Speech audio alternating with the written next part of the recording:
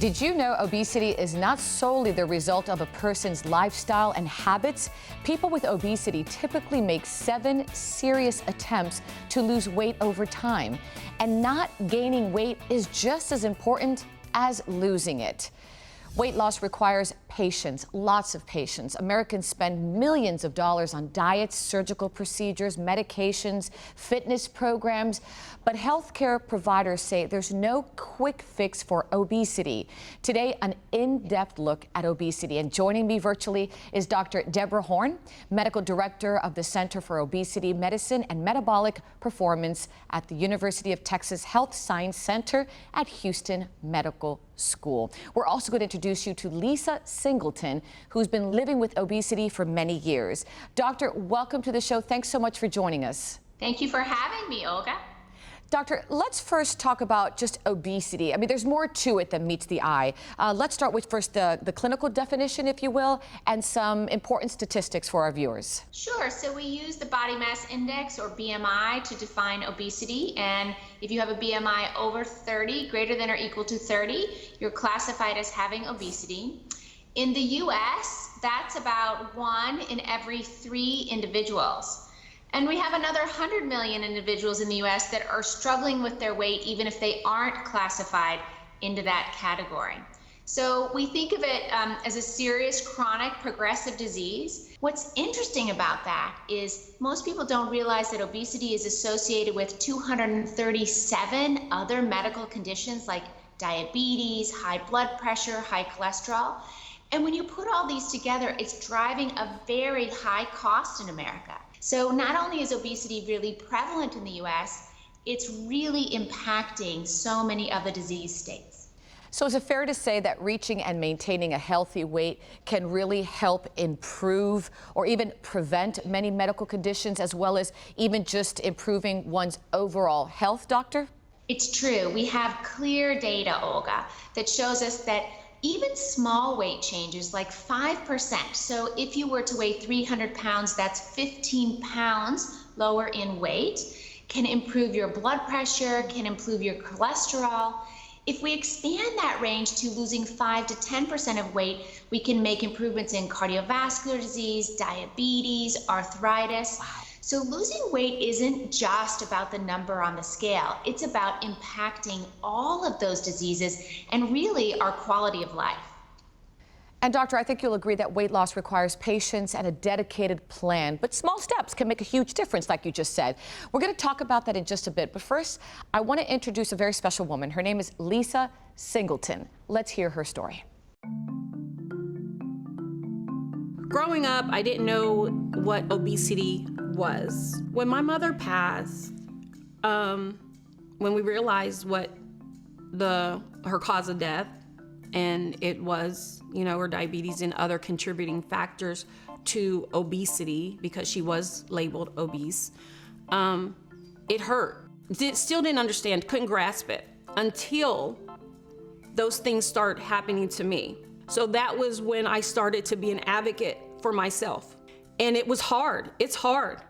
It was a journey, going through 5, maybe 6 physicians to somebody who was willing to help me with my weight. I had got up to almost, by that time, it was like 240. The main factor was that I wanted to live for my child, and now for my grandkids. So we had to make that change. Something had to be done, and it had to start with me. The one thing that you can't do is give up on finding that right practitioner, and you have to search, and you have to feel good about it, and you have to know that you're getting the help that you desire and that you need for your own self. Once you find that, you stay on that road, you take all the bumps. It's just like a road, it's a bumpy road, but the results are going to be so well worth it, trust me. Lisa is not your patient, doctor, but does her story sound familiar, especially the difficulty in finding the right help, a qualified doctor that right now she says she's not even going to let go? It is so familiar and so common. It's really important for our patients struggling with obesity to find the healthcare providers that can give them those resources they need. There's real struggles around getting care for obesity. We have cravings and weight cycling symptoms that make it hard for us to keep the weight off. We're going to talk about things like metabolic adaptation. That makes it hard to keep the weight off. And then even more interesting things like bias. Patients struggling with obesity really feel both internal and external bias, blame and shame around their disease, because we haven't always talked about the fact that it's a disease. It's physiology. It's not something that our patients have complete control over. And I think it's really important because it can be incredibly frustrating for patients when they're struggling with keeping weight off when they've been successful, even to a small degree. And having a team around you to support you and give you the right tools makes a tremendous difference. Why is it so hard to then lose the weight and keep it off? Two things happen. Our metabolism, which is the number of calories that you and I burn just hanging out being us, starts to down-regulate. And that's our body's defense mechanism to try to push our weight back up. In addition to that metabolic change, the other thing that we see is hormones in our body that affect the appetite control center in our brain that tell us whether we're hungry or full, start to up and down regulate in ways to make us feel more hungry, to push us towards gaining weight again. And that's sort of a tug of war that we see all the time. The patient trying to do their best with best intentions around nutrition and physical activity, and their body fighting back at a level that they can't control. And let's hear more about that tug of war from Lisa. Here she is. I don't think anyone can do this journey by themselves. I don't think anyone can. I walk 5 miles a day, every day. I don't do diets. I eat healthy. I drink a gallon of water. At least I try to do that 2 to 3 times a week. I didn't do this to, look like a supermodel. I wanted to be healthy and live. No doubt, it sounds like managing obesity cannot be a short-term solution.